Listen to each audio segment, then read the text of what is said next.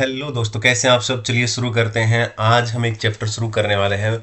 Very very very very very very important chapter. और chapter का नाम क्या है, सबसे पहले ऊपर लिख लेते हैं कि चैप्टर का नाम क्या है। मैं आपको बता दूं कि ये चैप्टर एग्जाम के लिए बहुत ज़्यादा इम्पोर्टेंट होता है। साथ ही इसमें कौन कौन से क्वेश्चन हैं जो एग्जाम के लिए ज़्यादा इम्पोर्टेंट है, मैं आपको वो भी बता दूंगा। और ये भी बताऊंगा कि क्या किसी तरीके की कोई अमेंडमेंट है या नहीं है, क्या कुछ है। ये चैप्टर जो मैं करा रहा हूँ, ये हमारी जो क्लासेस हैं, अपनी क्लासेस मई 26, सितंबर 26 और जनवरी 26 के लिए हैं। तो मैं यहाँ लिख भी देता हूँ, जिन लोगों के मई 26 में पेपर हैं ये क्लास उनके लिए है। ठीक है ना। जो लोग सितंबर 26 में पेपर हैं वो भी इस क्लास को देख सकते हैं, बाद में उनको अमेंडमेंट मिल जाएंगी। और जिन लोगों का पेपर है जनवरी 27 में वो भी ये क्लास देख सकते हैं, और उनमें भी अगर किसी तरीके की अमेंडमेंट होगी तो बाद में उनको वो मिल जाएगी। ठीक है ना। Very important chapter. मैं यहाँ पे 100% कवरेज करा दूंगा इस चैप्टर के अंदर। जो भी स्टडी मेट के अंदर दे रखा है सब कुछ मैं यहाँ पे पढ़ाने वाला हूँ। ठीक है ना। डायरेक्टली फ्रॉम स्टडी मेट समझो, मैंने जो नोट्स हैं वो स्टडी मेट से प्रॉपर बनाए हुए हैं। साथ ही प्रैक्टिकल क्वेश्चन वगैरह सब कुछ हम यहाँ पे देखने वाले हैं। ठीक है। सबसे पहले चैप्टर का नाम क्या है, वेयर हाउसिंग। तो चलिए शुरू करते हैं वेयर हाउसिंग चैप्टर। यहां लिख लेते हैं कंटेंट्स। अपना पढ़ने का तरीका क्या होगा, सबसे पहले चैप्टर का नाम वेयर हाउसिंग, फिर कंटेंट्स। कंटेंट्स का मतलब है कि इस चैप्टर के अंदर हम लोग क्या क्या पढ़ने वाले हैं। तो मैं आपको बता दूं, सबसे पहले तो मैं यहाँ पे आपको क्वेश्चंस कवर कराऊंगा। ठीक है ना, यानी कॉन्सेप्ट्स कह लो चाहिए। तो सबसे पहले मैं आपको यहाँ पे 15 क्वेश्चंस कराऊंगा। यहाँ पे 15 क्वेश्चंस कह लो या 15 कॉन्सेप्ट्स कह लो।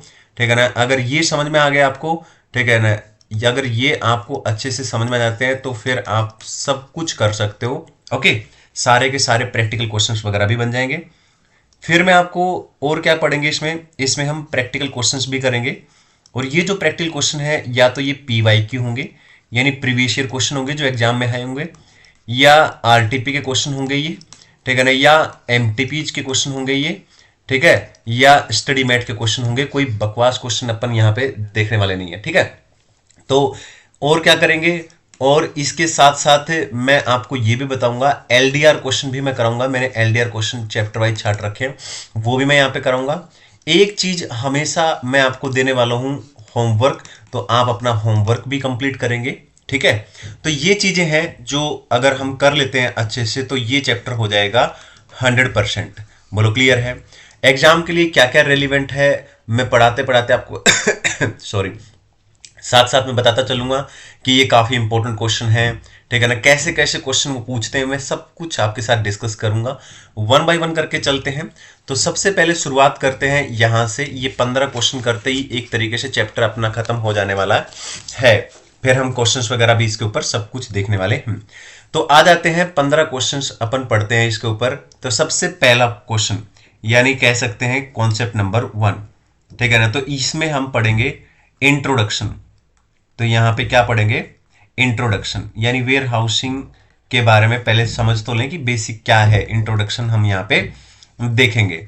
तो इंट्रोडक्शन में स्टडी मेट के अंदर जो भी बता रखा है, मैंने एज पर स्टडी मेट यहाँ पे नोट्स बना रखे, डोंट वरी। ठीक है ना। साथ में मैं आपको नोट्स भी शेयर करूंगा, टेलीग्राम चैनल पे आप ज्वाइन कर लेंगे। ठीक है ना। वहां पे आपको ये जो क्लास नोट्स है मैं पढ़ा रहा हूँ, ठीक है ना, ये वाले नोट्स भी आपको वहां पे मिल जाएंगे फ्री ऑफ कॉस्ट। साथ ही जो स्टडी मेट से नोट्स मैंने बना रखे हैं वो भी मैं शेयर कर दूंगा। और प्रॉपर यहाँ पे कंप्लीट क्लास आपको यूट्यूब पे फ्री मिल ही जाएगी। ठीक है। तो पहला पॉइंट है इंट्रोडक्शन। तो चलिए साथ में ये पढ़ लेते हैं कि क्या ये इंपॉर्टेंट है। तो बिल्कुल इंपॉर्टेंट नहीं है, लेकिन आपको कॉन्सेप्ट्स की क्लियरिटी के लिए इसके बारे में पता होना चाहिए। अब मान लो मैं एक इंपोर्टर हूं। ठीक है ना। मैं कौन हूं, एक इंपोर्टर। ब्रो, ब्रो कौन है, ये रहा ब्रो। ठीक है ना, ये ब्रो है, यानी कि ये मैं हूं। ठीक है। ओके। मैं कौन हूं, मैं यहां पे लिख देता हूं, मैं हूं इंपोर्टर। ठीक है, मैं हूं एक इंपोर्टर। पहली बात क्लियर होगी है यहां पे। तो मैं एक इंपोर्टर हूं और मैंने गुड्स इंपोर्ट किया कहीं से। मैंने गुड्स इंपोर्ट किया, ये कंट्री है। ठीक है ना। मान लेते ये है USA और मैंने USA क्या किया, गुड्स इंपोर्ट किया। ठीक है ना। गुड्स इंपोर्ट किया और गुड्स यहां पर अपने इंडिया के अंदर यहां पे मान लेते हैं एक कस्टम स्टेशन है। ठीक है ना, यहाँ पे एक कस्टम स्टेशन है, गुड्स वहां पे आ गया, ठीक है ना, लेकिन अब गुड्स तो वहां पे पहुंच गया है, लेकिन मैं ना उसको क्लियर नहीं करना चाहता, मतलब मैं गुड्स वहां से निकालना नहीं चाहता, ठीक है ना, मैं वहां से क्या नहीं करना चाहता, does not want to clear, मैं वहां से गुड्स क्लियर नहीं करना चाहता, ठीक है ना, क्लियर है, समझ में आया। मैं कौन हूं, इंपोर्टर हूं दोस्तों, और मैंने कुछ गुड्स इंपोर्ट किया है यूएसए से, और कस्टम स्टेशन पे मेरा माल पहुंच गया है, मुझे पता लग गया है भैया कस्टम स्टेशन पे माल पहुंच गया है, लेकिन मैं नहीं चाहता कि मैं उसको घर पे ले आऊं, ठीक है ना, मैं उसको नहीं लेके आना चाहता, ठीक है ना, मैं अपने बिजनेस में नहीं लेके आना चाहता, ठीक है। अब सवाल दिमाग में आता है कि ऐसा क्यों कर रहे हो आप, ठीक है ना, तो यहाँ पे बहुत सारे फैक्टर हो सकते हैं, बहुत सारे रीजन हो सकते हैं जिसकी वजह से मैं ऐसा नहीं कर रहा हूँ, ठीक है। चलिए बताइए ऐसा क्या होगा कि आप ऐसा क्यों नहीं कर रहे हो सकता है कि जो मार्केट प्राइस है, जो गुड्स मैंने इंपोर्ट किया है उसका जो मार्केट प्राइस है दोस्तों वो गिर गया हो, ठीक है ना, वो मार्केट प्राइस गिर गया हो, मुझे लगा यार ये क्या हो रहा है, ठीक है ना, या फिर ऐसा भी तो हो सकता है, ठीक है ना, मेरे पास रखने की जगह ना हो, स्टोरेज स्टोरेज फैसिलिटी, ठीक है ना, मेरे पास गोदाम में माल भरा पड़ा है, मैंने सोचा था कि ये क्लियर हो जाएगा तब तक, और गुड्स इंपोर्ट करूंगा यहाँ पे रख दूंगा, गुड्स वहां वाला क्लियर नहीं हुआ, अभी मेरे पास स्टोरेज करने की जगह है नहीं, तो मैंने सोचा यार कैसे क्लियर करूं, ठीक है, बोलो क्लियर है। या फिर हो सकता है कि जो शिपमेंट आना था, ठीक है ना, जो शिप आना था, मेरा माल लेके आना था, शिपमेंट होना था, वो टाइम से पहले लेके आ गया है, ठीक है ना, बोलो क्लियर है।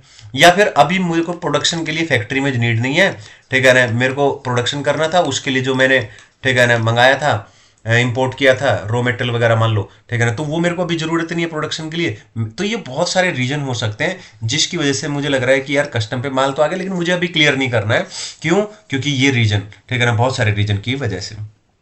तो सवाल ये उठता है कि ऐसे में क्या करें, तो ऐसे में क्या करेंगे, ऐसे में वेयर हाउस होते हैं वहां पे, ठीक है ना, क्या होते हैं वहां पे, कस्टम स्टेशन पे वेयर हाउस होते हैं बहुत सारे, ठीक है ना, तो जो वेयर हाउस है ना, ठीक है ना, वो वेयर हाउस में मैं क्या कर दूंगा, अपना जो ये गुड्स लेके आया हूं, जो माल लेके आया हूं, मैं उसमें रख दूंगा, ठीक है ना, मैं रख दूंगा वहां पे, ठीक है, और यहीं पे वेयर हाउस के प्रोविजन लग जाते हैं, ठीक है ना, इन्हीं सब बातों के लिए, क्योंकि हम वेयर हाउस, ठीक है ना, के अंदर क्या है, गुड्स रख रहे हैं, तो यहीं पे हमें क्या चाहिए, वेयर हाउस के प्रोविजन लग जाते हैं अपने ऊपर। कौन से प्रोविजन लग जाते हैं, कस्टम स्टेशन के वेयर हाउस के प्रोविजन लग जाते हैं, बोलो क्लियर है, ठीक है। अब क्या होगा, जब मैं कल को गुड्स क्लियर करूंगा, ठीक है ना, तो मैं कस्टम ड्यूटी पे कर दूंगा, ठीक है, मैं जब कल को गुड्स करूंगा क्लियर, यहां से वेयर हाउस में जो माल रख रहा हूं, ठीक है ना, वहां से जब मैं अपना माल निकालूंगा तो मैं ड्यूटी पे कर दूंगा, अपना माल ले जाऊंगा उठा के, ये सब बातें हैं। और यहाँ पे टोटल, ठीक है ना, सेक्शन 57 से लेके सेक्शन 73A तक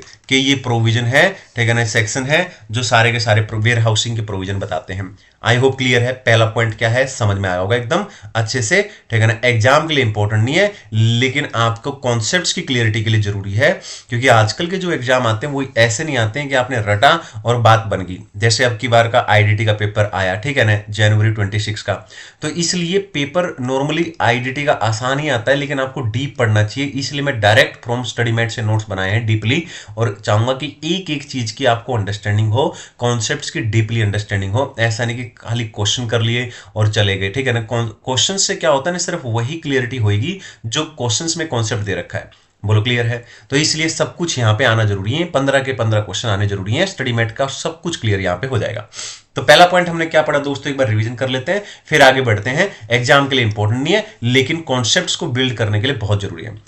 ये कौन है, ब्रो, ठीक है ना, ब्रो, बोलो क्लियर है। मान लो मेरा बिजनेस है, मेरी एक फैक्ट्री है और मैंने क्या किया, मैंने कुछ गुड्स यूएस से इंपोर्ट किया, तो मैं इंपोर्टर हो गया, इंपोर्ट किया तो मुझे अभी चाहिए नहीं, ठीक है ना, तो अभी माल तो मेरा आ गया कस्टम स्टेशन पे लेकिन मेरे को अभी गुड्स क्लियर नहीं करना है, ठीक है ना। क्लियर क्यों नहीं करना है, उसके रीजन मैंने बता दिया आपको, बहुत सारे रीजन है जिसकी वजह से क्लियर नहीं करना है। तो मैं क्या करूंगा, ठीक है ना, कस्टम स्टेशन पे जो वेयर हाउस है, बहुत सारे वेयर हाउस होते हैं, ठीक है ना, मैं आपको बताऊंगा कौन कौन से टाइप के वेयर हाउस होते हैं, आगे पढ़ेंगे, ठीक है ना। तो मैंने क्या किया, वेयर हाउस में गुड्स रख दिया तो मेरे ऊपर वेयर हाउसिंग के प्रोविजन लग जाएंगे, ठीक है ना। और कल को जब मैं वेयर हाउस से गुड्स अपना क्लियर करूंगा, ठीक है ना, जब मुझे जरूरत होगी मैं वेयर हाउस से गुड्स निकाल लूंगा अपना, तो ठीक है, तो मैं अब ड्यूटी पे कर दूंगा, कस्टम ड्यूटी, बोलो कोई दिक्कत नहीं है।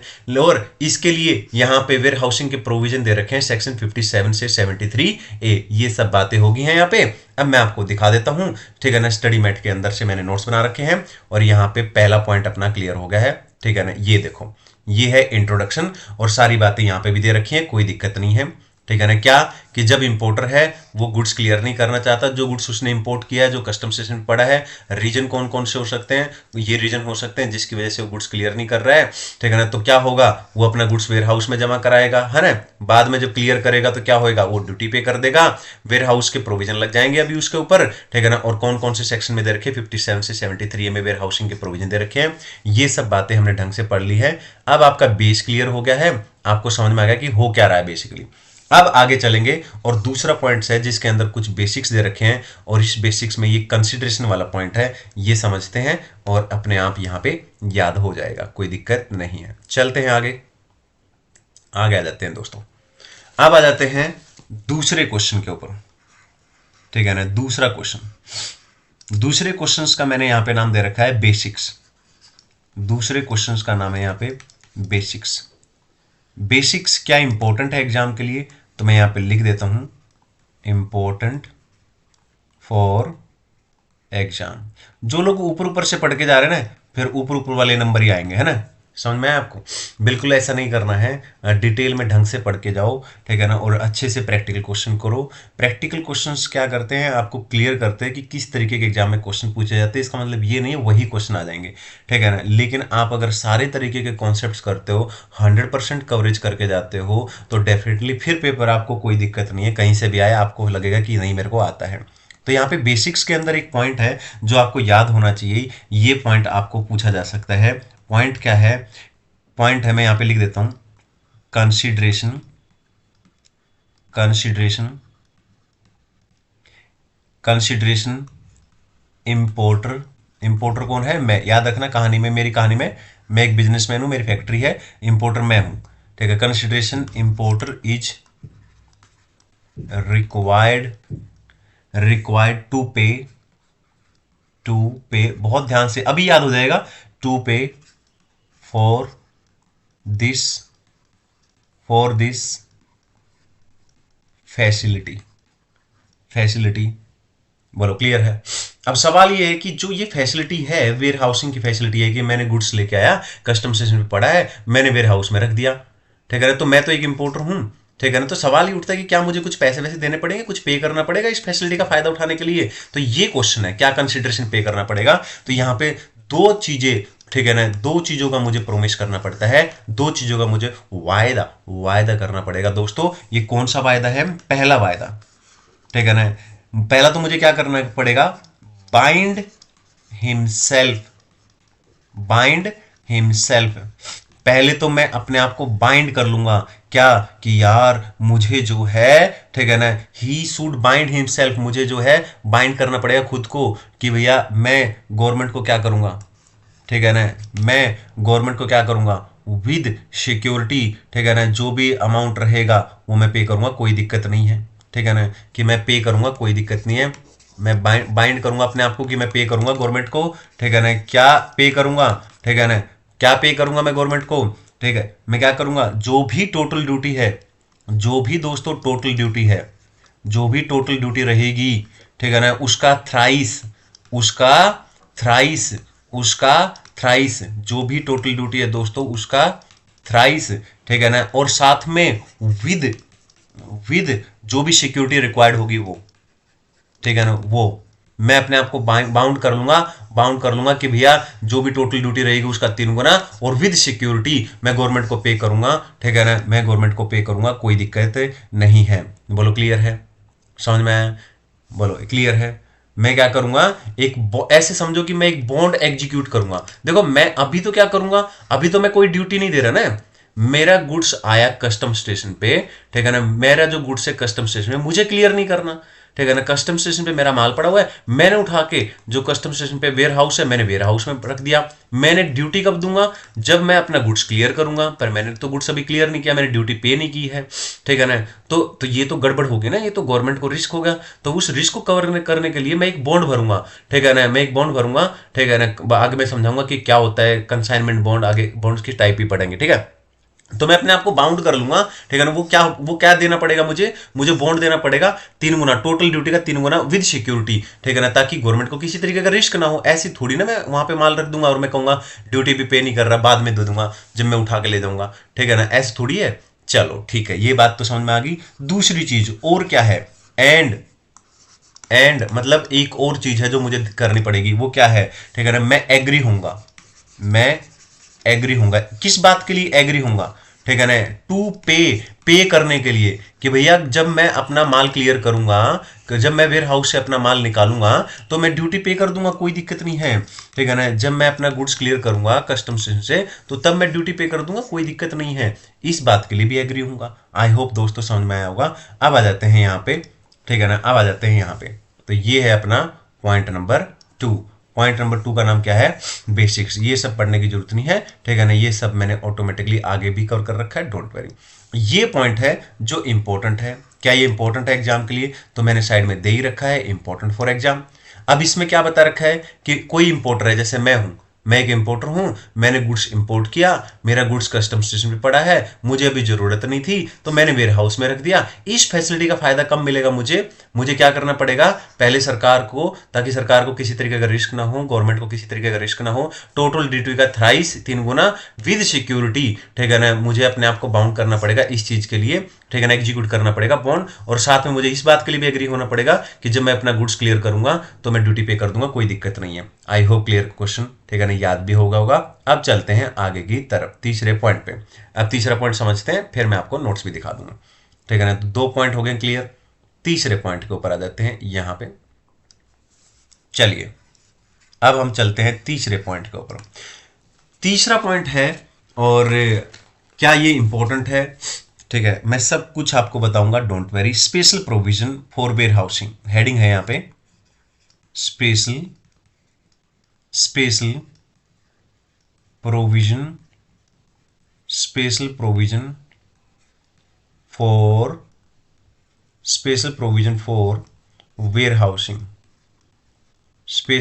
For where housing.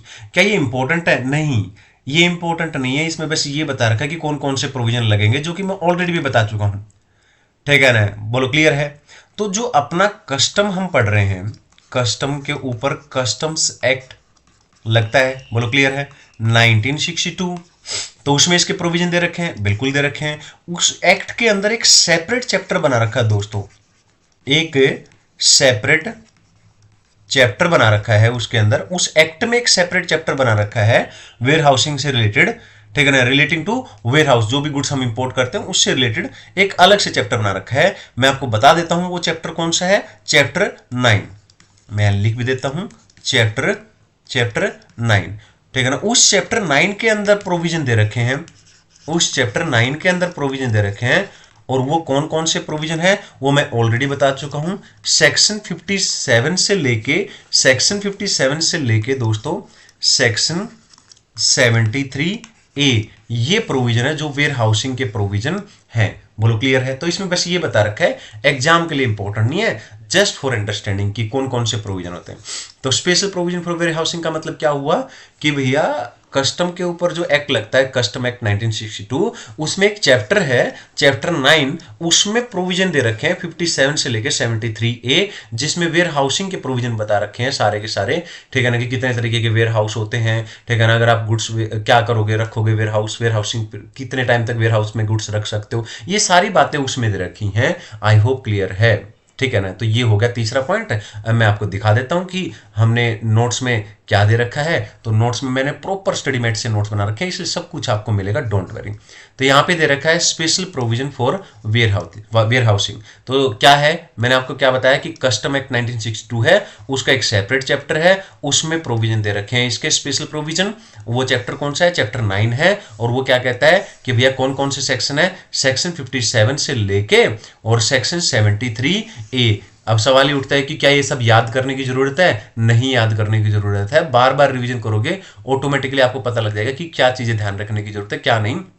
बाकी मैं साथ साथ में आपको बता ही रहा हूं, don't very.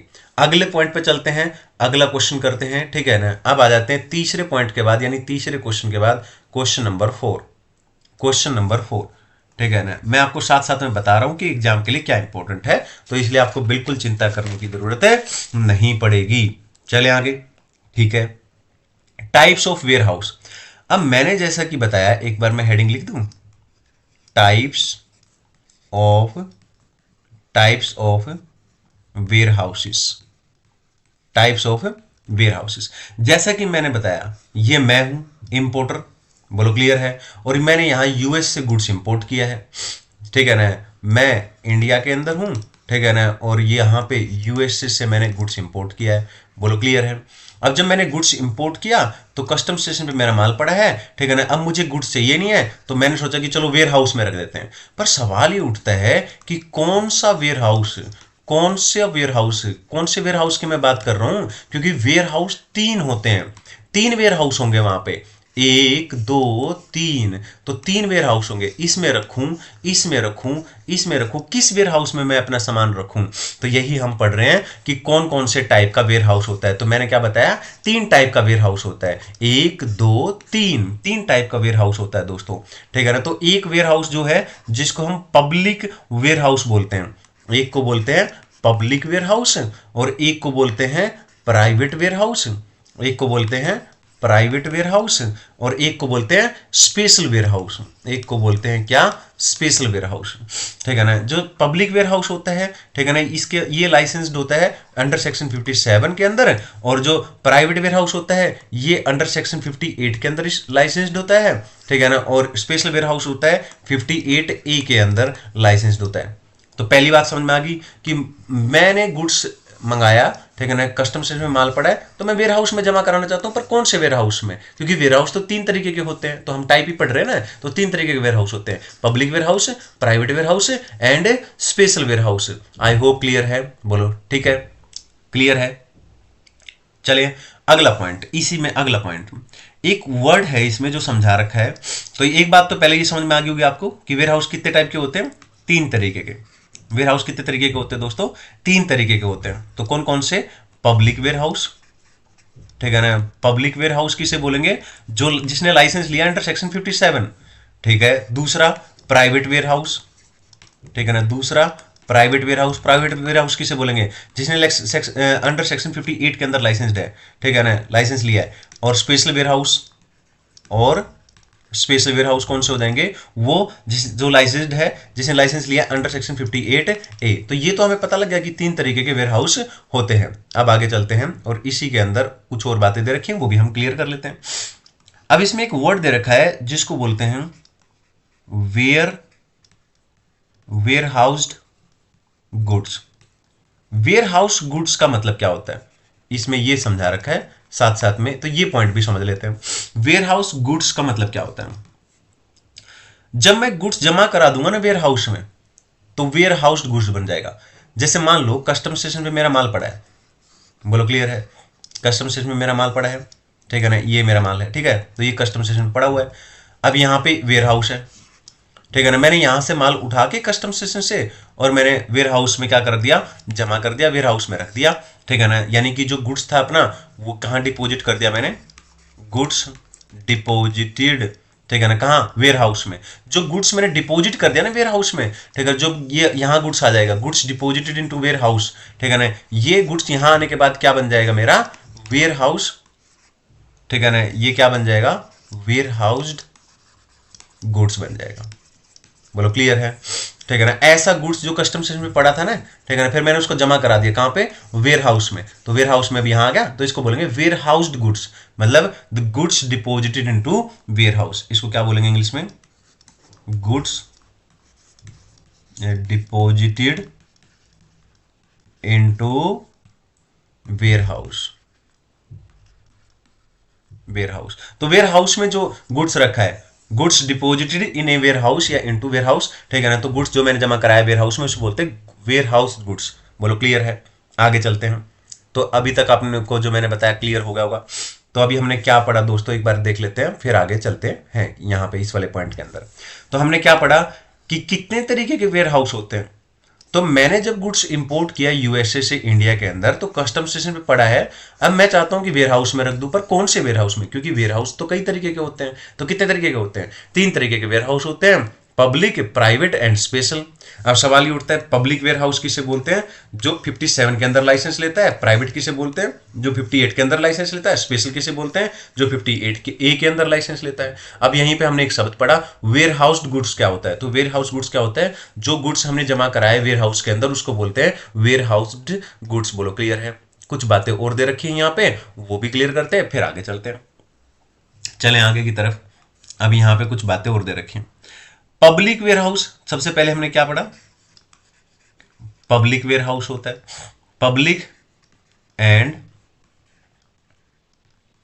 Private, public and private warehouses. तो जैसा कि मैंने बताया 3 वेयर हाउस होंगे वहां पे, 1, 2 और 3। मान लो ये पब्लिक वेयर हाउस है, ये प्राइवेट वेयर हाउस है और ये स्पेशल वेयर हाउस है। तो हम स्पेशल वेयर हाउस की बात यहां पे नहीं कर रहे, हम बात कर रहे हैं जो पब्लिक वेयर हाउस है और जो प्राइवेट वेयर हाउस है उसकी बात कर रहे हैं। तो ये कह रहे हैं कि जो भी वेयर हाउस वहां पे होंगे, पब्लिक या प्राइवेट वेयर हाउस, ठीक है ना, वे क्या होते हैं, ठीक है ना, वे जो होते हैं उनका जो कंट्रोल होता है वो रिकॉर्ड बेस्ड होता है।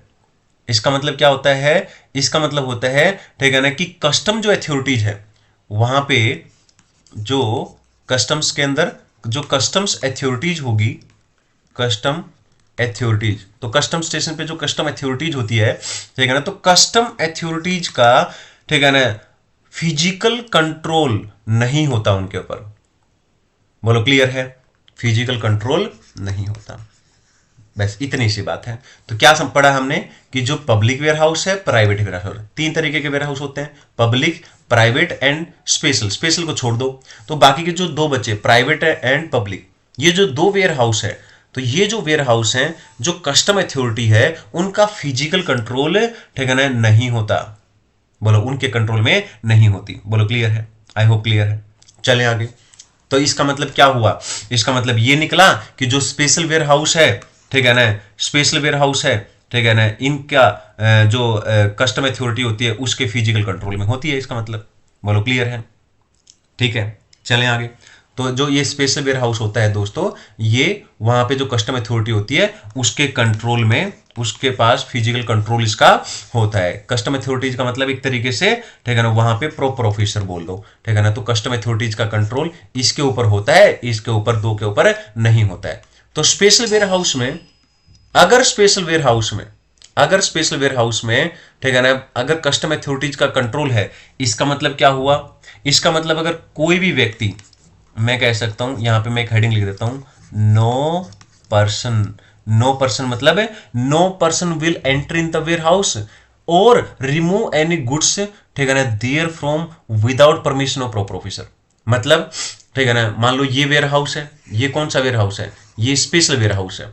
अब स्पेशल वेयर हाउस के अंदर मान लो एक व्यक्ति है, ये कोई व्यक्ति है, ठीक है ना, ये व्यक्ति स्पेशल वेयर हाउस में आना चाहता है, तो क्या ये आ सकता है? ठीक है ना, क्या ये आ सकता है? ठीक है, नहीं आ सकता।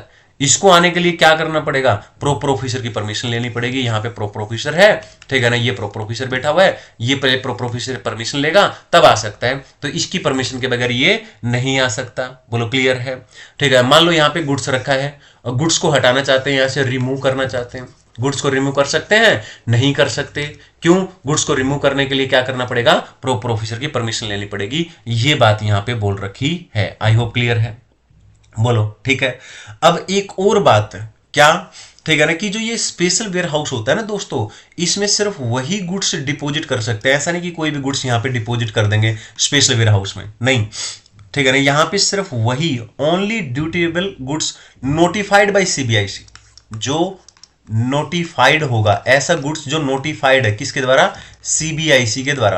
ओनली नोटिफाइड गुड्स जो सीबीआईसी के द्वारा है, सिर्फ वही स्पेशल वेयर हाउस में डिपॉजिट किया जा सकता है, बाकी गुड्स डिपॉजिट नहीं किया जा सकता। आई होप क्लियर है। आइए, इसके सारे प्रोविजन हो गए, अब इसको देख लेते हैं। तो एग्जाम के लिए मोस्ट इंपॉर्टेंट नहीं कहेंगे, हाँ, लेकिन पता होना चाहिए, अच्छा पॉइंट है।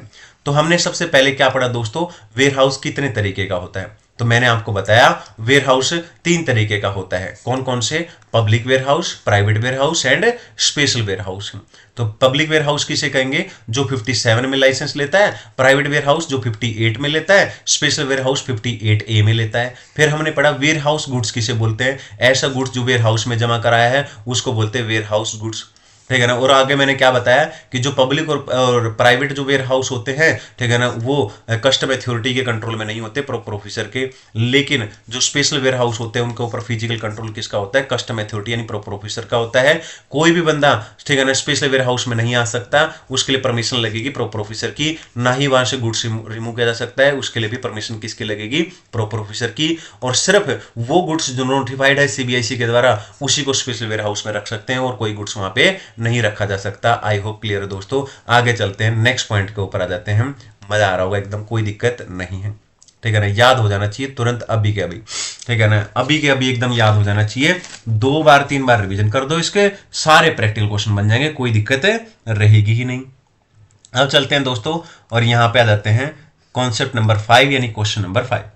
हेडिंग डाल देते हैं और उसके बाद इसको समझते हैं। इसको बोलते हैं कैंसिलेशन ऑफ लाइसेंस। अब इसका क्या मतलब है? देखो मैंने अभी बताया था cancellation of licence, licence word से समझ गए आप, ठीक है ना, कि अगर पब्लिक है, प्राइवेट है, ठीक है ना, या स्पेशल वेयर हाउस है, तो सेक्शन 57, 58 और 58A में उन्होंने लाइसेंस लिया होगा, ठीक है ना, लाइसेंस लिया होगा उन्होंने। तो अब सवाल ये उठता है कि क्या इस लाइसेंस को कैंसिल किया जा सकता है, ठीक है ना। तो एक सेक्शन है सेक्शन 58B, उसमें बता रखा है कि लाइसेंस को कैंसिल कर सकते हैं या नहीं कर सकते हैं, ठीक है ना। बोलो क्लियर है? तो ये पावर किसके पास होती है? किसके पास पावर होती है कि लाइसेंस को कैंसिल कर सकते हैं, ठीक है ना।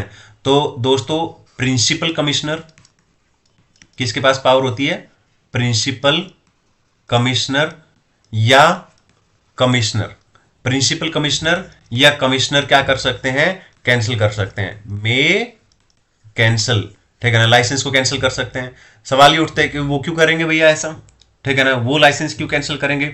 57, 58, 58A में जो लाइसेंस मिला है, ठीक है ना, ओके, वो लाइसेंस जो वेयर हाउस है, ठीक है ना, तो वेयर हाउस ने लाइसेंस लिया होगा 57 में या 58 में या 58A में, उस लाइसेंस को कैंसिल करने का अधिकार प्रिंसिपल कमिश्नर और कमिश्नर के पास है। लेकिन वो लाइसेंस क्यों कैंसिल करेंगे, सवाल ये उठता है। अगर, ठीक है ना, अगर लाइसेंस कैंसिल करेंगे तो क्या क्यों करेंगे, ठीक है ना, 2 वजह से। अगर उनको लगता है क्या कि जो वेयर हाउस है, ठीक है ना, उन्होंने क्या किया है? कॉन्ट्रावेंशन किया है, ठीक है ना, उन्होंने कॉन्ट्रावेंस किया है जो प्रोविजन है, ठीक है ना, ठीक है ना, उन्होंने क्या है, ठीक है ना, प्रोविजन का कॉन्ट्रावेंशन किया है। कौन से प्रोविजन है? जो कस्टम लॉ के प्रोविजन है जो उनके ऊपर लगते हैं, ठीक है ना। या उनको लाइसेंस दिया था, लाइसेंस दिया होगा, बिल्कुल दिया है, तो लाइसेंस लेते टाइम उनको बताया होगा कि भैया ये कंडीशंस हैं, ठीक है ना। तो जो कंडीशंस थी, ठीक है ना, लाइसेंस लेने की, वो कंडीशंस अगर उन्होंने ब्रीच कर दी कोई कंडीशन, या कस्टम लॉ का जो प्रोविजन उनके ऊपर लगते हैं, ठीक है ना, वो, ठीक है, अगर उन्होंने ब्रीच किए हैं तो प्रिंसिपल कमिश्नर और कमिश्नर क्या कर सकते हैं, ठीक है ना, लाइसेंस को कैंसिल कर सकते हैं। लेकिन ऐसे ही कैंसिल नहीं करेंगे, अपॉर्चुनिटी देंगे उनको रीजनेबल अपॉर्चुनिटी देंगे, डोंट वेरी, उनको रीजनेबल अपॉर्चुनिटी देंगे, उसके बाद ही वो कैंसिल करेंगे। आई होप क्लियर है। एक बार दोबारा देख लेते हैं। तो हमने क्या पढ़ा दोस्तों कि जो लाइसेंस लिया है वेयर हाउस ने, ठीक है ना, चाहे 57 है, 58 है, 58 में उन्होंने लाइसेंस लिया होगा, तो सवाल ये है कि क्या लाइसेंस को कैंसिल किया जा सकता है? बिल्कुल कर सकते हैं। किसके पास पावर होती है? प्रिंसिपल कमिश्नर और कमिश्नर कैंसिल कर सकते हैं, बिल्कुल कर सकते हैं। लेकिन वो क्यों करेंगे? वो कब करेंगे? ठीक है, अगर उनको लगता है कि यार जो कस्टम लॉ है उसका कॉन्ट्रावेंट किया है, ठीक है ना, या जो लाइसेंस दिया था उनकी कंडीशंस थी लाइसेंस लेने की, तो कंडीशंस को ब्रीच कर दी उन्होंने, ठीक है। लेकिन कैंसिल करने से पहले वो क्या करेंगे? रीजनेबल अपॉर्चुनिटी जरूर देंगे, ठीक है ना, उनको क्या देंगे? रीजनेबल अपॉर्चुनिटी देंगे। इतनी बात क्लियर होगी? बिल्कुल होगी है। आगे चलते हैं, इसी में कुछ और बातें समझा रखी हैं, वो भी समझ लेते हैं इसी पॉइंट के अंदर। अब इसमें ये बोला है, इसमें ये समझाया गया है, कुछ और बातें हैं जो यहां पे बता रखी हैं, ठीक है, कि मान लो लाइसेंस कैंसिल होगा, ठीक है ना, यहां पे ये बोला है वेयर, मैं यहां लिख देता हूं, वेयर लाइसेंस इज कैंसल्ड, ठीक है ना।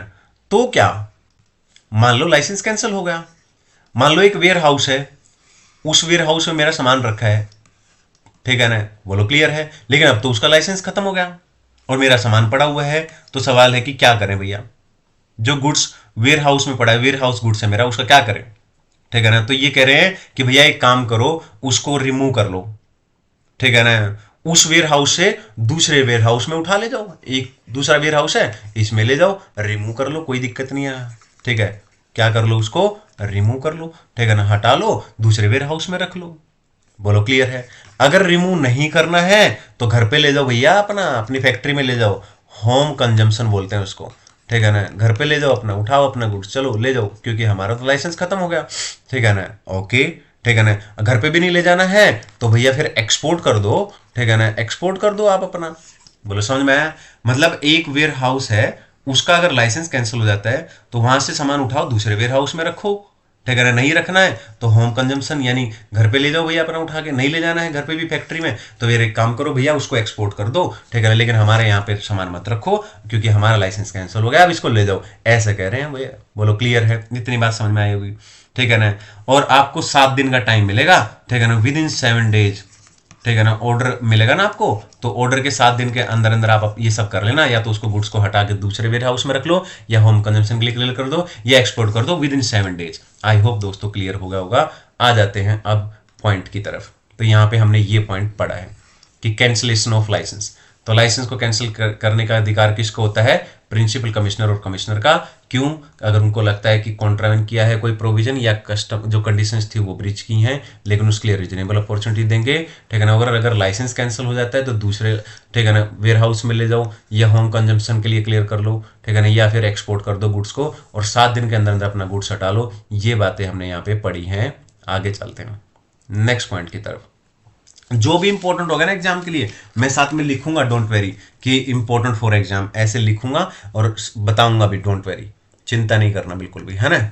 सब कुछ आपको यहां पे हो जाएगा अच्छे से। बस चलते हैं दोस्तों, अब चलते हैं पॉइंट नंबर 6 की तरफ, ठीक है ना। वेयर हाउसिंग बॉन्ड, हेडिंग लिखते हैं पहले, वेयर हाउसिंग बॉन्ड। शॉर्टकट मत करना कुछ भी, लाइफ में कोई शॉर्टकट जरूरत नहीं है, कभी कभी, ठीक है ना, हेल्प मिल जाती है, लेकिन इसका मतलब ये नहीं है कि हमेशा शॉर्टकट से काम चलेगा। ढंग से पढ़ो, डिटेल में पढ़ो, पहली बार पढ़ रहे हो तो अच्छे से पढ़ो, ठीक है ना, 100% पढ़ो। देन आप दूसरी बार रिवीजन करोगे तो आपको पता चलेगा क्या इंपॉर्टेंट है क्या नहीं। हाँ, मेरी क्लास में मैं साथ साथ में आपको बताता चलूंगा कि क्या इंपॉर्टेंट है। जैसे कि मैं ये बता रहा हूँ कि ये इंपॉर्टेंट है एग्जाम के लिए, इंपॉर्टेंट फॉर एग्जाम, ठीक है ना, important for exam. Warehousing bond क्या होता है, तो चलिए समझते हैं। इंपॉर्टेंट एग्जाम के लिए अभी याद हो जाना चाहिए। मैं कौन हूं, इंपोर्टर। याद करो दोस्तों, ये मैं हूं, मैंने आपको पहले ही बताया था, ठीक है ना। ओके, ये मैं हूं, ये कौन है, ब्रो, ठीक है ना, ये ब्रो यानी कि मैं कौन हूं, मैं इंपोर्टर हूं। मैंने आपको बताया था मैं कौन हूं, इंपोर्टर हूं। मैंने गुड्स इंपोर्ट किया है यूएसए से, मैंने गुड्स इंपोर्ट किया है यूएसए से। बोलो क्लियर है। अब क्या चक्कर है, मैंने गुड्स तो मंगा लिया, यहाँ पे, यहाँ कस्टम स्टेशन है, मान लो कस्टम स्टेशन में मेरा माल पड़ा हुआ है, ठीक है ना, लेकिन ड्यू टू सम रीजन मुझे गुड्स क्लियर नहीं करना है। मैंने आपको बताया था कौन कौन से रीजन हो सकते हैं, ठीक है ना। अब मैं चाहता हूं कि ये जो गुड्स है, ठीक है ना, मैं यहाँ पे वेयर हाउस है एक, उस वेयर हाउस में मैं सोच रहा हूँ कि ये गुड्स वहां पे जमा करा दूं, ठीक है ना। बोलो क्लियर है। मैं चाहता हूं कि वहां पे रख दूं, पर अब आपको पता है, ठीक है ना, मैं नहीं चाहता कि मैं ड्यूटी पे करूं। जब कल को गुड्स उठाऊंगा वेयर हाउस से तब ड्यूटी पे कर दूंगा, ठीक है ना। तो इसका मतलब ये हुआ विदाउट पेमेंट ऑफ ड्यूटी, मतलब अभी तो मैं ड्यूटी नहीं पे कर रहा ना, तो मैं सोच रहा हूं कि यहां से उठाऊं माल और वेयर हाउस में रख दूं, पर मैं ड्यूटी दे नहीं रहा हूं, ठीक है ना। तो ये तो गलत है ना, तो ये तो गलत है ना, गवर्नमेंट को रिस्क रहेगा, ठीक है ना, गवर्नमेंट को रिस्क रहेगा। तो गवर्नमेंट कह रही है भैया एक काम करो, फिर एक बॉन्ड दे दो भर के हमें, टू एग्जीक्यूट। मुझे करना पड़ेगा क्या, एक बॉन्ड भर के देना पड़ेगा, ठीक है ना, टू एग्जीक्यूट बॉन्ड। ताकि किस लिए, ताकि जो रिस्क है गवर्नमेंट के रेवेन्यू को भैया वो तो कवर हो, ठीक है ना, गवर्नमेंट का रिस्क तो कम हो। गवर्नमेंट के रिस्क को कवर करने के लिए, ठीक है ना, मुझे क्या करना पड़ेगा, एक बॉन्ड भर के देना पड़ेगा। बोलो क्लियर है, ठीक है ना, बोलो क्लियर है। उसी को वेयर हाउसिंग बॉन्ड बोलते हैं। तो वेयर हाउसिंग बॉन्ड क्या होता है, ठीक है ना, जब एक इंपोर्टर गुड्स इंपोर्ट करता है और वो सोच रहा है कि वेयर हाउस में जमा करा दे और ड्यूटी पे ना करनी पड़े, तो गवर्नमेंट कह रही है भैया देखो ऐसा नहीं चलेगा, कम से कम एक बॉन्ड भर के दो हमें, ठीक है ना, हमारा रिस्क तो है ना, ऐसा नहीं चलेगा, तो मुझे वेयर हाउसिंग बॉन्ड भर के देना पड़ेगा। बोलो क्लियर है, ठीक है। अब सवाल उठता है कि किस तरीके का बॉन्ड होता है, मतलब क्या किस टाइप का बॉन्ड होता है। तो हम पढ़ेंगे यहाँ पे टाइप, बॉन्ड कितने टाइप का होता है। तो बॉन्ड दोस्तों दो टाइप का हो सकता है, बॉन्ड दो टाइप का होता है। कंसाइनमेंट बॉन्ड एक होता है, नाम याद करना पड़ेगा आपको, कंसाइनमेंट बॉन्ड एक होता है, कंसाइनमेंट बॉन्ड, और एक होता है जनरल बॉन्ड, ठीक है ना। दो बॉन्ड होते हैं। कंसाइनमेंट बॉन्ड क्या होता है ये मैं ऑलरेडी आपको बता भी चुका हूं, फिर से बता देता हूं। कंसाइनमेंट बॉन्ड होता है, मान लो मैंने कोई कंसाइनमेंट मंगाया है यूएस से, तो ये होता है किसी पर्टिकुलर कंसाइनमेंट के लिए। कंसाइनमेंट बॉन्ड नाम से पता चल रहा है, ये होता है, ये मैंने एक कंसाइनमेंट मंगाया है, कोई पर्टिकुलर कंसाइनमेंट मंगाया है, उस पर्टिकुलर कंसाइनमेंट के ऊपर होता है कंसाइनमेंट बॉन्ड। बोलो क्लियर है, ठीक है ना, इसलिए इसको कंसाइनमेंट बॉन्ड बोलते हैं, ठीक है। अब इसमें क्या करना पड़ेगा मुझे, ठीक है ना, जो भी ड्यूटी होगी उसका 3 गुना, थ्राइस, मैंने आपको बताया था, जो भी ड्यूटी होगी उसका थ्राइस, विद सिक्योरिटी, जो भी सिक्योरिटी रिक्वायर्ड होगी विद सिक्योरिटी मुझे ये भर के देना पड़ेगा, ठीक है ना। बोलो क्लियर है, इसको बोलते हैं कंसाइनमेंट बॉन्ड। जनरल बॉन्ड क्या होता है, जनरल बॉन्ड दो लोग, दो कमिश्नर हैं, कौन कौन से, एक तो होता है असिस्टेंट कमिश्नर और एक होता है डेप्यूटी कमिश्नर, ठीक है ना। डेप्यूटी कमिश्नर जो कस्टम्स होता है ना, कस्टम्स के अंदर डेप्यूटी कमिश्नर और असिस्टेंट कमिश्नर, ठीक है ना, इंपोर्टर को परमिशन दे सकते हैं, वो परमिट कर सकते हैं इंपोर्टर को, यानी मुझे, ठीक है ना, कि भैया कोई बात नहीं तुम जनरल बॉन्ड भर के दे दो, ठीक है ना। सवाल ये उठता है कि यहाँ पे कितने अमाउंट का भरना पड़ेगा, वहां तो अमाउंट बता दिया ना कितना, लेकिन यहाँ पे कितने अमाउंट का भरना पड़ेगा, ठीक है ना। अमाउंट कितना रहेगा, ठीक है, जितना वो अप्रूव करेंगे, ठीक है ना, जितना वो अप्रूव करेंगे वो बताएंगे, कौन, ये दोनों लोग, ठीक है ना, असिस्टेंट कमिश्नर या डेप्यूटी कमिश्नर। बोलो क्लियर है दोस्तों, एक बार फिर से देख लेते हैं ताकि अच्छे से क्लियर हो जाए। इंपॉर्टेंट है एग्जाम के लिए, इसलिए हवा में मत करना, जो चीज़ें अच्छी हैं उनको तो अच्छे से करते ही जाना है, और कॉन्सेप्ट्स आपके डीप स्ट्रॉन्ग बनाने हैं तो आपको हर चीज़ की अंडरस्टैंडिंग होनी चाहिए। तो वेयर हाउसिंग बॉन्ड क्या होता है, तो एक इंपोर्टर है, ठीक है ना, जो किसी जगह से, मान लो यूएस से जैसे मैंने गुड्स इंपोर्ट किया, तो कस्टम्स में माल पड़ा है, तो मैं सोच रहा हूँ वेयर हाउस में रख दूँ, ड्यूटी भी नहीं देना चाहता, विदाउट पेमेंट ऑफ ड्यूटी, तो कम से कम एक बॉन्ड भरूँ ना मैं, ताकि गवर्नमेंट के रिस्क कम हो, ठीक है ना। बॉन्ड कितने टाइप का होता है, दो, कौन कौन सा, consignment bond and general bond. Consignment bond किसी पर्टिकुलर कंसाइनमेंट पे होता है जिस पे मुझे क्या करना पड़ेगा, ड्यूटी के अमाउंट का 3 गुना प्लस में सिक्योरिटी भी देनी पड़ेगी। और जनरल बॉन्ड क्या है, ठीक है ना, assistant commissioner and deputy commissioner क्या कर सकते हैं, जनरल बॉन्ड के लिए भी एक परमिशन दे सकते हैं इंपोर्टर को कि भैया कोई बात नहीं तुम जनरल बॉन्ड भर दो, अमाउंट कितना रहेगा, ठीक है ना, वो जितना अप्रूव करेंगे उतना अमाउंट रहेगा। आई होप दोस्तों क्लियर है, आई होप क्लियर है। आ जाते हैं, एक बार इसको दिखा देता हूं मैं कि हमने क्या पढ़ा है और फिर आगे चलते हैं। तो ये हो गया वेयर हाउसिंग बॉन्ड, तो मैंने बता दिया वेयर हाउसिंग बॉन्ड क्या होता है, यहाँ भी मैंने लिख के दे रखा है इंपॉर्टेंट फॉर एग्जाम। तो यही मैंने बताया कि एक इंपोर्टर है, ठीक है ना, without payment of custom duty, वो चाहता है कि बॉन्ड जमा कर, वो अपना गुड्स जमा करा दे, तो मुझे क्या करना पड़ेगा, एक बॉन्ड भर के देना पड़ेगा ताकि गवर्नमेंट का रिस्क कम हो, ठीक है।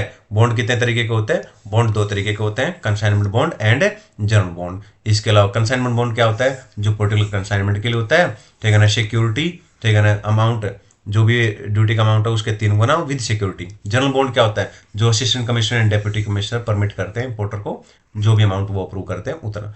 ये सब बातें हैं, तो इंपॉर्टेंट था, आपको याद भी होगा। आगे चलते हैं, ये कुछ खास पॉइंट है नहीं तो मैं यहीं पे बता देता हूँ, इसके कोई खास कुछ भी नहीं है इसके अंदर, ठीक है ना। तो इसमें सिर्फ ये बता रखा दोस्तों कि permission for removal of goods, ठीक है ना, इंपॉर्टेंट है नहीं, लेस इंपॉर्टेंट, ठीक है ना, कुछ भी नहीं है, पढ़ोगे तो भी ठीक है, नहीं पढ़ोगे तो भी ठीक है, लेकिन बस बताओ, permission for removal of goods for deposit in warehouse once importer has finished bond and security, furnished bond and security. अब देखो मैंने जैसा कि बताया, पीछे बताया था कि मुझे क्या करना पड़ेगा, मैंने कोई कंसाइनमेंट मंगाया है तो मेरे को क्या करना पड़ेगा, 3 गुना बॉन्ड भी एक बॉन्ड देना पड़ेगा, ठीक है ना, थ्राइस ऑफ अमाउंट ऑफ, ठीक है, जो भी ड्यूटी का अमाउंट रहेगा उसका 3 गुना विद सिक्योरिटी। एक बार मैं वो फर्निश कर देता हूँ, दे देता हूँ, तो प्रॉपर ऑफिसर क्या कर सकता है, ऑर्डर देगा कि भैया मैं अपना जो गुड्स है deposit of goods in warehouse में जमा कर सकता हूँ, कोई दिक्कत नहीं है। बोलो क्लियर है, बस ये बता रखा और कुछ भी इसमें नहीं है। एक और क्वेश्चन आ जाता है दोस्तों, इंपॉर्टेंट, आ जाते हैं, इसको समझते हैं और आगे बढ़ते हैं। चलिए ठीक है ना, पॉइंट नंबर 7 हमारा हो गया है, जैसे कि मैंने बताया पॉइंट नंबर 7 हमने कर लिया है नोट्स के अंदर से ही। क्यों, क्योंकि वो इतना इंपॉर्टेंट है नहीं, ठीक है ना, लेकिन फिर भी मैंने आपको बता दिया है, जिसमें मैंने परमिशन, हेडिंग लिख देता हूं, permission for removal, permission for removal of goods, removal of goods for deposits,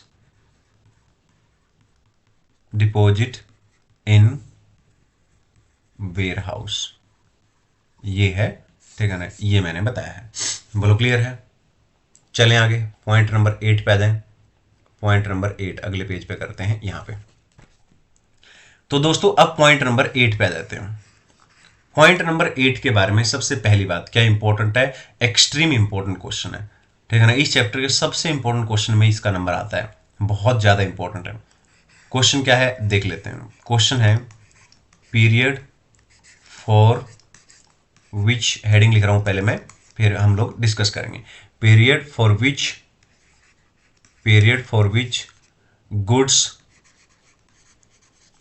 goods में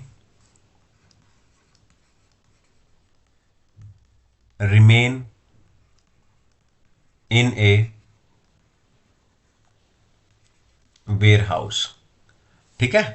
तो ये बहुत ज्यादा इंपॉर्टेंट क्वेश्चन है, मैं यहां पे मार्क कर देता हूं, वेरी इंपॉर्टेंट फॉर एग्जाम,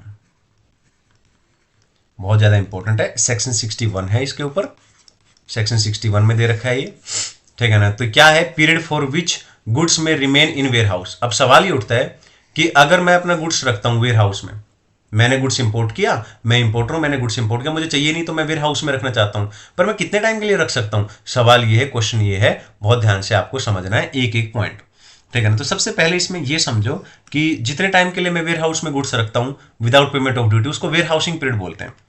तो सबसे पहले क्या बोलेंगे, वेयर हाउसिंग, हम ये समझेंगे वेयर हाउसिंग पीरियड। तो वेयर हाउसिंग पीरियड क्या होता है दोस्तों, ठीक है ना, जितने टाइम के लिए जो गुड्स मैंने इंपोर्ट किया है वो मैं वेयर हाउस में रखना चाहता हूं और ड्यूटी देना नहीं चाहता, तो उस टाइम को बोलते हैं वेयर हाउसिंग पीरियड, ठीक है ना। उस टाइम को बोलते हैं क्या, वेयर हाउसिंग पीरियड, ठीक है ना। क्या बोलते हैं उसको, वेयर हाउसिंग पीरियड। मतलब मैं कह सकता हूं पीरियड मतलब उतना समय, ठीक है ना, उतने समय के लिए, जितने समय के लिए मैं क्या करता हूं, जो गुड्स इंपोर्ट करता हूं, ठीक है ना, वो मैं कहां रखता हूं, केप्ट इन वेयर हाउस, मैं उसको वेयर हाउस में रख देता हूं, ठीक है ना।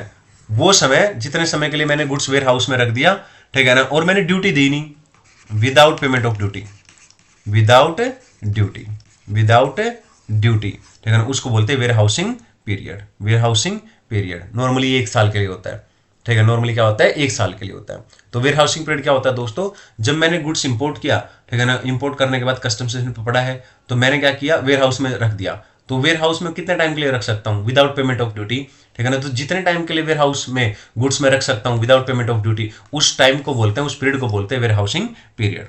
अब इसी में पहला पॉइंट समझ में आया, अब इसी के अंदर कुछ बातें हैं, आ जाते हैं समझते हैं।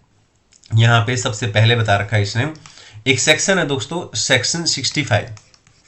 सेक्शन 65 क्या कहता है, warehouses where manufacture and other operations are permitted, ठीक है ना। तो वेयर हाउसेस, यहां पे सेक्शन 55 उन वेयर हाउस की बात करता है जहां पे मैन्युफैक्चरिंग एंड अदर ऑपरेशन की परमिशन है, ठीक है ना, मतलब मैं मैन्युफैक्चर कर सकता हूं ऐसे वेयर हाउसेस। तो वहां पे वेयर हाउसिंग पीरियड क्या होगा, ठीक है ना, वहां पे वेयर हाउसिंग पीरियड क्या होगा, मतलब वे वेयर हाउसेस जहां पे मैं क्या कर सकता हूं, यहां पे कौन से वेयर हाउस की बात कर रखी है दोस्तों, वेयर हाउसेस, वे वेयर हाउसेस जहां पे मैं क्या कर सकता हूं, मैन्युफैक्चर कर सकता हूं, ठीक है ना, मैन्युफैक्चरिंग की परमिशन है, मैन्युफैक्चरिंग एंड अदर ऑपरेशंस की परमिशन मिली हुई है।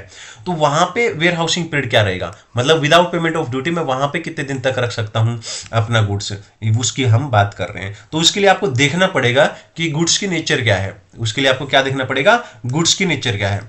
अगर गुड्स की नेचर कैपिटल गुड्स है, अगर वो कैपिटल गुड्स की नेचर का गुड्स है, तो लिख देना टिल देयर एक्स बॉन्डिंग, इसको लिखते हैं क्या, till their ex bonding, till their ex bonding. और अदर देन, ठीक है ना, अदर देन कैपिटल गुड्स है, मतलब कोई दूसरा गुड्स है अदर देन कैपिटल गुड्स है, तो उसके लिए क्या लिखेंगे, टिल देयर एक्स कंजम्पशन, और सेम ये भी लिखेंगे, ठीक है ना, इसके लिए ये भी लिख सकते हैं till their ex bonding, till their ex bonding, या till their consumption, till their consumption तक में हम लोग रख सकते हैं। बोलो क्लियर है? ठीक है, till their ex bonding and till their consumption. ठीक है, ये एक्स बॉन्डिंग क्या होता है हम आगे जाके पढ़ेंगे, डोंट वरी। तो हमने अभी क्या पढ़ा? ठीक है ना, हमने पढ़ा कि कितने समय के लिए वेयर हाउस में रख सकता हूं मैं गुड्स। ठीक है ना, ड्यूटी नहीं देनी पड़ेगी। ठीक है ना, मुझे विदाउट पेमेंट ऑफ ड्यूटी, तो 1 साल का टाइम होता है नॉर्मली। ठीक है, तो वही हम पढ़ रहे हैं, उसको बोलते हैं वेयर हाउसिंग पीरियड। मतलब वो समय, उतना टाइम, उतना पीरियड जितने टाइम के लिए मैं गुड्स रख सकता हूँ वेयर हाउस में और मुझे ड्यूटी ना देनी पड़े, उसको बोलते हैं वेयर हाउसिंग पीरियड। उसमें सबसे पहले हमने एक पॉइंट पढ़ा, क्या? सेक्शन 65। सेक्शन 65 क्या कहता है? सेक्शन 65 कहता है कि वे वेयर हाउसेस जहां पे मैन्युफैक्चर और अदर ऑपरेशन की परमिशन है, ठीक है ना, तो उस केस में वेयर हाउसिंग पीरियड क्या होता है? तो उसके लिए हमें गुड्स देखना पड़ेगा किस नेचर का है, कैपिटल है या कैपिटल के अलावा कोई है। अगर कैपिटल है तो टिल देयर एक्स बॉन्डिंग, और अदर कोई गुड्स है तो till their ex bonding and till their consumption तक हम उनको रख सकते हैं। ठीक है ना, तो ये होगा। ठीक है, बोलो क्लियर है? अब अदर वेयर हाउसेस की बात करेंगे। तो पहले हमने कौन से वेयर हाउसेस की बात की? वे वेयर हाउसेस जो मैन्युफैक्चर और अदर ऑपरेशन जहां पे परमिशन है। ठीक है ना, अब बात करते हैं अदर वेयर हाउसेस। ठीक है ना, यानी अदर केसेस के केस में, ठीक है, टाइम पीरियड क्या होता है वो मैंने आपको बताया, 1 ईयर का होता है from the date of order. ठीक है ना, 1 ईयर का टाइम होता है। ठीक है ना, from the date of order, date of order. बोलो क्लियर है? ठीक है ना, आई होप आपको क्लियर होगा। ठीक है ना, आगे चलते हैं और पॉइंट पढ़ते हैं इसके अंदर। अब हम बात करेंगे एक इंपॉर्टेंट पॉइंट की जो प्रैक्टिकल क्वेश्चन में आपके काम आएगा इसी पॉइंट के अंदर, उसका नाम है इंटरेस्ट। तो हम यहां पे लिख लेते हैं। ठीक है ना, हम बात करने वाले हैं दोस्तों इंटरेस्ट। तो इंटरेस्ट की अगर हम बात करें तो जैसा कि हमने बात की है 2 पॉइंट के बारे में, ठीक है ना, कि सेक्शन 65 वाले वेयर हाउसेस, वे वेयर हाउसेस जहां पे मैन्युफैक्चर और अदर ऑपरेशंस परमिटेड है। ठीक है ना, मैन्युफैक्चरिंग ऑपरेशन की जहां पे परमिशन है उस केस में कोई इंटरेस्ट नहीं होता। ठीक है ना, कोई भी इंटरेस्ट चार्जेबल नहीं होता। लेकिन अदर केसेस में जहां पे 1 ईयर का टाइम होता है, टाइम पीरियड होता है, वेयर हाउसिंग पीरियड 1 ईयर का होता है। ठीक है ना, तो अदर केसेस के केस में जहां पे 1 ईयर का टाइम होता है, 1 साल तक हम वेयर हाउस में गुड्स रख सकते हैं विदाउट पेमेंट ऑफ ड्यूटी। ठीक है ना, उस केस में, ठीक है ना, इंटरेस्ट होता है दोस्तों। इंटरेस्ट का रेट कितना होता है? सबसे पहले 15% पर एनम रेट होता है। ठीक है ना, 15% पर एनम होता है। ठीक है ना, और ये कैसे कैलकुलेट किया जाता है? ठीक है ना, ये कैसे कैलकुलेट किया जाता है? पहली बात, आपको ये सब बातें बहुत ध्यान से समझनी है। रेट कितना है? 15% पर एनम। मैं यहां लिख देता हूं, इंटरेस्ट चार्ज्ड। इंटरेस्ट का जो रेट है वो चार्ज होगा ऑन ड्यूटी, ऑन ड्यूटी, जो भी कस्टम ड्यूटी होती है उसके ऊपर। तो यानी आपको पहले ड्यूटी निकालनी पड़ेगी। पहली बात क्लियर होगी, आपको ड्यूटी निकालनी पड़ेगी, उसके ऊपर 15% रेट लगेगा। अब सवाल ये उठता है कि टाइम पीरियड क्या रहेगा? ठीक है ना, टाइम पीरियड क्या होगा? ठीक है ना, तो आपको ये देखना पड़ेगा कि डेट ऑफ ऑर्डर क्या है, डेट ऑफ ऑर्डर देखना पड़ेगा। और डेट ऑफ ऑर्डर के 90 दिन के बाद, बियॉन्ड, ठीक है, डेट ऑफ ऑर्डर के beyond a period of 90 days. तो 90 डेज के बाद, ठीक है, 90 डेज के बाद from the date of order till date of payment, till date of payment, date of payment. ठीक है ना, ये डेट ऑफ पेमेंट है, इसको अपन क्या लिख सकते हैं साथ में? क्लियर्ड गुड्स, ये भी लिख सकते हैं। डेट ऑफ जब गुड्स क्लियर किया है, क्योंकि उसी टाइम पे पे करेंगे ड्यूटी। क्लियर्ड गुड्स, ये भी लिख सकते हैं। आई होप क्लियर है। तो ये ध्यान रखना, very important.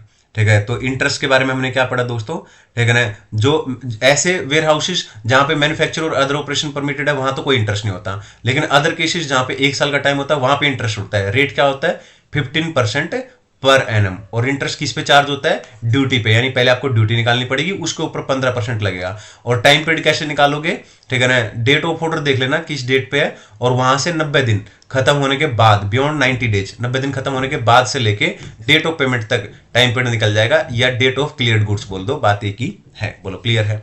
Extreme important question. चलें आगे की तरफ, चलें दोस्तों, आगे आ जाते हैं। अब आ जाते हैं क्वेश्चन नंबर 9 की तरफ। एक बार मैं ये दिखा देता हूं आपको कि हमने क्या पढ़ा। तो ये हो गया है अपना पीरियड वाला पॉइंट, जिसमें हमने सब कुछ पढ़ लिया है। वेयर हाउसिंग पीरियड क्या होता है, सेक्शन 65 वाला वेयर हाउसेस, कैपिटल गुड्स और अदर गुड्स, अदर के केस में 1 ईयर का टाइम, ये सब हमने पढ़ लिया है, कोई दिक्कत नहीं है। इंटरेस्ट की बात हमने कर ली है, इसके केस में कोई इंटरेस्ट नहीं, इसके केस में 15% रेट और टाइम पीरियड कैसे निकालते हैं ये सब हमने यहाँ पे देख लिया है। अब चलते हैं आगे, क्वेश्चन नंबर 9। क्वेश्चन नंबर 9, तो दोस्तों क्वेश्चन नंबर 9 की हम बात करने वाले। पहले हेडिंग डाल लेते हैं, इसके ऊपर सेक्शन याद रखना, सेक्शन 64 है, पहली बात सेक्शन 64 है।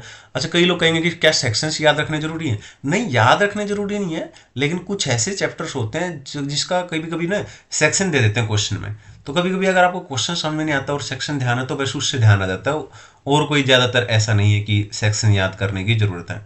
हाँ, एक आधा चैप्टर है जिसमें रूल्स याद करने हो, मैं आपको बता दूंगा कहाँ पे। तो सेक्शन 64 पढ़ने वाले हैं, जो किसकी बात करता है? Owner right. Owner right. Owner right का क्या मतलब है, बहुत ध्यान से समझना, मैं आपको आराम से समझा दूंगा, ठीक है ना। अब क्या होता है दोस्तों, ये तो हूं मैं, ये मैं हूं, ठीक है ना, और ठीक है, ये कौन है? ब्रो। ब्रो कौन है दोस्तों? यानी मैं कौन हूं? इंपोर्टर। मैंने क्या किया है? मैंने गुड्स इंपोर्ट किया है। कहां से? यूएसए से। मैंने गुड्स क्या किया है? इंपोर्ट किया है। बोलो क्लियर है? ठीक है। अब गुड्स इंपोर्ट किया और यहां पे अपने देश में आ गया, और यहां कस्टम स्टेशन है, उस पे मेरा माल आ गया, ये माल पड़ा हुआ है। बोलो क्लियर है? ठीक है ना। अब मैंने सोचा कि यार मेरे को अभी चाहिए नहीं है, ठीक है ना, तो यहाँ पे एक वेयर हाउस है, और उस वेयर हाउस में मैंने सोचा कि यहाँ रख देता हूँ, मैंने वहां पे दे दिया गुड्स। अब मैंने जिसको दिया है गुड्स, ठीक है ना, मैंने जिसको गुड्स दिया है, एक बंदा है यहाँ पे वेयर हाउस के अंदर, ये वो बंदा है, ठीक है ना, इसका नाम रख लेते हैं, ठीक है, इसका नाम क्या रखें? टिंकू रख लेते हैं। टिंकू, टिंकू, चलो टिंकू भैया को हमने क्या कर दिया, ठीक है ना, मैंने क्या किया, मेरा गुड्स यहाँ कस्टम्स में पड़ा था, और एक वेयर हाउस है, उस वेयर हाउस में एक बंदा है जिसका नाम है टिंकू, मैंने उसको एक वेयर हाउस मैंने एक गुड्स दे दिया अपना। ऐसा थोड़ी है कि वो मेरा गुड्स लेके घर पे चला जाएगा, नहीं, ये जो मैंने वेयर हाउस में गुड्स जमा कराया है, मैंने तो इसका, मैं ये बोल सकता हूं टेम्पोरेरी, टेम्परेरी इसका पोजीशन, टेम्परेरी पोजीशन मैंने उसको दिया है, ठीक है ना, टेम्परेरी पोजीशन एंड कस्टडी। मैंने अपने गुड्स का टेम्परेरी पोजीशन और कस्टडी किसको दे दिया? उस बंदे को दे दिया जो वेयर हाउस में बैठा है, ठीक है ना। तो मैंने कहा कि ये ले भैया, उसका नाम क्या रख देते हैं? इस बंदे का नाम टिंकू है वैसे तो, लेकिन ये वेयर हाउस में बैठा है इसलिए इसको वेयर हाउस कीपर, उसका ध्यान रखने वाला बंदा, ये वेयर हाउस का ध्यान रखने वाला बंदा, तो हमने इसको उसका नाम दे दिया वेयर हाउस कीपर है। ये warehouse keeper warehouse की देखभाल वगैरह करता है। बोलो क्लियर है? अब सवाल ही उठता है, इसका मालिक क्या टिंकू बन जाएगा? वेयर हाउस कीपर इसका मालिक बन जाएगा? अगर मैंने टेम्परेरी पोजीशन और कस्टडी उसको दे दी है, क्या ये वेयर हाउस जो कीपर है टिंकू, क्या ये बन जाएगा उसका मालिक? नहीं, मालिक तो मैं ही रहूंगा, मेरा गुड्स है, मालिक का तो राइट मेरा ही है ना, मैं ही मालिक रहूंगा। तो सवाल ये उठता है, ठीक है ना, मैं ही मालिक रहूंगा, पहली बात क्लियर है। तो मालिक कौन है? मालिक अभी भी मैं ही हूं। तो यहां पे एक लाइन लिख रखी है जिसमें ये बोल रखा है कि ऑनर यानी कि मैं has every access to the goods। अब इसका क्या मतलब हुआ? अब मान लो कल को मैं जाके बोलूं टिंकू को, यार मेरा गुड्स दिखा दे, वो कहे नहीं मैं नहीं दिखाऊंगा, ठीक है ना, चलो निकलो यहाँ पे, मैं ऐसे नहीं चलेगा। क्यों? ठीक है ना। मान लो कल को कोई मुझे अपना माल बेचना है, ठीक है, और उसको मैंने बोला मेरा माल वेयर हाउस में रखा है, तुम आओ मेरा गुड्स वहां वहीं चेक कर लो। मैं लेके आया उस बंदे को, मैंने कहा यार टिंकू, ठीक है, वेयर हाउस कीपर को बोल रहा हूँ मैं, है ना, मैंने कहा कि यार भाई मेरा जो गुड्स रखा है तुम्हारे पास, मैं ये दिखाना चाहता हूँ, मुझे बेचना है, ठीक है ना। वो कहेगा नहीं नहीं ऐसा थोड़ी होता है, नहीं ऐसा नहीं है, ठीक है ना। जो ओनर है यानी मैं, has every access to the goods, मुझे कोई दिक्कत नहीं है, मैं एक्सेस कर सकता हूं गुड्स को, ठीक है ना। ओके, एक्सेस का मतलब क्या है? मैं क्या क्या कर सकता हूं? ही में का मतलब मेरी बात हो रही है यहां पे, मैं क्या कर सकता हूं? मैं क्या कर सकता हूं? मैं गुड्स को इंस्पेक्ट कर सकता हूं, मैं गुड्स को इंस्पेक्ट कर सकता हूं, कोई दिक्कत नहीं है। मैं गुड्स को सॉर्ट कर सकता हूं, अगर किसी को बेचना है तो मैं उसको क्या कर सकता हूं? गुड्स दिखा सकता हूं, शो कर सकता हूं। और मैं इस बात की भी इंश्योर करूंगा that goods do not get damage during the storage in warehouse, कि जब मैंने स्टोरेज किया वेयर हाउस में तब डैमेज तो नहीं हो गया गुड्स, ये सब मैं कर सकता हूं। बोलो क्लियर है? एग्जाम में क्वेश्चन कई बार आया है, very very very very important. I hope दोस्तों क्लियर है, ठीक है ना। तो हमने ये चीज पढ़ ली है, ओनर का राइट। चलें आगे, ठीक है ना। तो तीन बातें हमने पढ़ी हैं। पहला, ठीक है ना, जो ओनर है यानी मैं, ठीक है ना, मैं क्या करूंगा? टेम्परेरी पोजेशन एंड कस्टडी किसको दे दूंगा? टिंकू को, वेयर हाउस कीपर को दे दूंगा, ठीक है ना। ओके, दूसरा पॉइंट हमने क्या पढ़ा? Owner has every access to the goods, मेरे पास हर एक अधिकार है, एक्सेस कर सकता हूं मैं गुड्स को, कोई दिक्कत नहीं है। मैं क्या क्या कर सकता हूं? ही में क्या कर सकता हूं? इंस्पेक्ट कर सकता हूं, सॉर्ट कर सकता हूं, शो कर सकता हूं, एंश्योर कर सकता हूं कि गुड्स डैमेज ना हुआ हो। आ जाते हैं दोस्तों अपने पॉइंट्स के ऊपर, नोट्स के ऊपर। ये रहा ओनर राइट, ठीक है ना, एक्सट्रीम इंपॉर्टेंट क्वेश्चन। यहाँ देख सकते हो कितनी बार पेपर में आया हुआ है।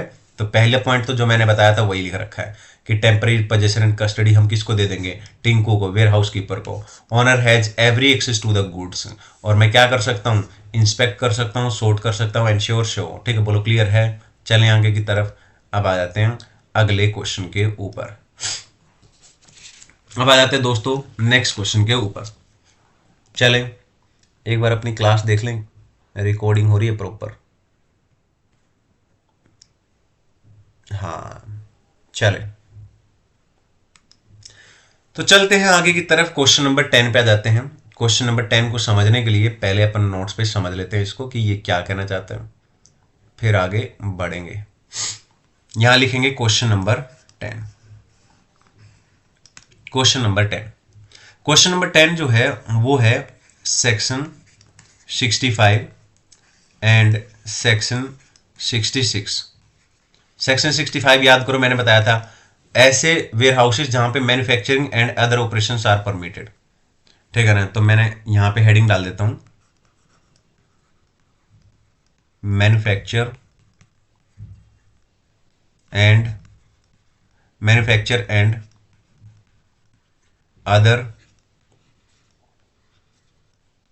Other operations in relation to goods in a warehouse। बोलो क्लियर है। चलें पढ़ें इसको, अभी याद कर देंगे इसको। क्या ये इंपॉर्टेंट है भैया? अच्छा क्वेश्चन है, तो मैं इसको इंपॉर्टेंट फॉर एग्जाम कहूंगा, बिल्कुल ना छोड़ देना। ठीक है, चलिए ठीक है। अब क्या मतलब है इसका, हम बात कर रहे हैं उन वेयर हाउसेस की जहां पे, ठीक है ना, मैन्युफैक्चरिंग, ठीक है, हम मैन्युफैक्चरिंग और अदर ऑपरेशंस की परमिशन है। ठीक है, बोलो क्लियर है।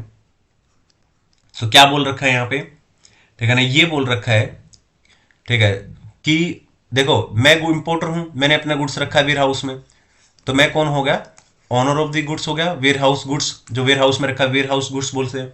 ठीक है ना, तो मैं क्या कर सकता हूं, मैं कैरी, ठीक है ना, मैं क्या कर सकता हूं, क्या मैं मैन्युफैक्चर कर सकता हूं, मैं मैन्युफैक्चर भी कर सकता हूं। ठीक है ना, और अदर ऑपरेशन, ठीक है ना, अदर ऑपरेशन वहीं से मैं बेच सकता हूं उसको। ठीक है ना, बोलो क्लियर है। जो गुड्स रखा है, ठीक है, ये किस में अलाउड होता है, कस्टम बॉन्डेड वेयर हाउसेज में, कस्टम बॉन्डेड वेयर हाउसेज में होता है। तो क्या होता है, तो मैंने क्या बताया, ठीक है ना, कि ओनर यानी मैं क्या कर सकता हूं, ठीक है ना, कस्टम बॉन्डेड वेयर हाउस में, ठीक है ना, मैं क्या कर सकता हूं, मैन्युफैक्चर भी कर सकता हूं, अदर ऑपरेशन भी कर सकता हूं, वहीं से गुड्स वगैरह भी बेच सकता हूं। ठीक है ना, तो कस्टम बॉन्डेड वेयर हाउस में ये होता है। ठीक है ना, लेकिन इसके लिए परमिशन लगती है।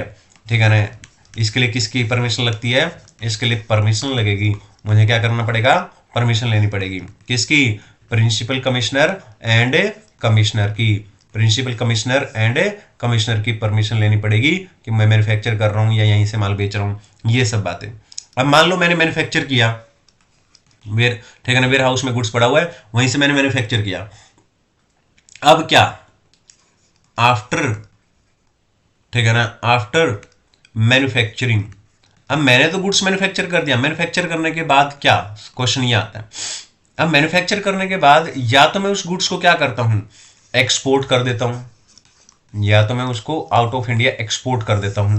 ठीक है ना, या मैं उसको होम कंजम्पशन के लिए क्लियर कर लेता हूं, या मैं उसको होम कंजम्पशन के लिए क्लियर कर लेता हूं। बोलो क्लियर है। यानी ठीक है ना, कस्टम बॉन्डेड वेयर हाउस में मेरा माल पड़ा हुआ है, ठीक है ना, वहीं पे मैंने मैन्युफैक्चर कर दिया, ठीक है ना, वहीं पे मैंने मैन्युफैक्चर किया, लेकिन मैन्युफैक्चर करने के लिए परमिशन लगेगी प्रिंसिपल कमिश्नर और कमिश्नर की, वो भी मैंने ले ली है। अब मैन्युफैक्चर हो गया, गुड्स बन के तैयार हो गया। अब मैन्युफैक्चर हो गया तो मैंने क्या किया, या तो मैं उसको एक्सपोर्ट कर सकता हूं, या मैं उसको क्या कर सकता हूं, होम कंजम्पशन के लिए क्लियर करता हूं। बोलो क्लियर है। ठीक है, अब एक और बात इसके अंदर जो आपको पता होनी चाहिए, क्या, देखो एट प्रेजेंट, अगर मैं अभी के लिए बात करूं, आज के दिन की अगर मैं बात करूं, एट प्रेजेंट मैन्युफैक्चरिंग और किसी भी तरीके का कस्टम बॉन्डेड वेयर हाउसेस में मैन्युफैक्चरिंग या अदर ऑपरेशन मेरे को करना है, तो वो पब्लिक वेयर हाउस में अलाउड नहीं है। 3 तरीके के वेयर हाउस होते थे, याद करो, ठीक है ना, पब्लिक, प्राइवेट और स्पेशल वेयर हाउस, 3 तरीके के वेयर हाउस होते थे, ठीक है ना। तो जो पब्लिक वेयर हाउस होते हैं ना, ठीक है ना, ये जो पब्लिक वेयर हाउस है इसमें अलाउड नहीं है। इसमें क्या अलाउड नहीं है? मैन्युफैक्चरिंग या अदर ऑपरेशन। इसका मतलब क्या हुआ, ठीक है ना, जो प्राइवेट बॉन्डेड वेयर हाउस है या जो स्पेशल वेयर हाउस है उसमें अलाउड है, ठीक है ना, मैन्युफैक्चरिंग या अदर ऑपरेशन, लेकिन पब्लिक बॉन्डेड वेयर हाउस यानी पब्लिक वेयर हाउस में अलाउड नहीं है। आई होप क्लियर है ये पॉइंट भी। अब सवाल ये उठता है कि मान लो एक वेयर हाउस है, ठीक है ना, अब एक वेयर हाउस है, ठीक है, एक वेयर हाउस है, ओके, मान लेते हैं ये कौन सा वेयर हाउस है, पब्लिक वेयर हाउस में तो अलाउड ही नहीं है, मान लो ये प्राइवेट वेयर हाउस है, मैंने इसमें, ये प्राइवेट वेयर हाउस है, मैंने इसमें मैन्युफैक्चर किया अपना गुड्स, ठीक है ना, मैन्युफैक्चर करते टाइम, ठीक है ना कुछ तो वेस्ट या स्क्रैप निकलेगा ना, ठीक है ना, वहां पे जब मैंने मैन्युफैक्चर किया तो कुछ वेस्ट या स्क्रैप तो निकला होगा, बिल्कुल निकला है। अब सवाल ये उठता है वेस्ट और स्क्रैप का क्या करेंगे।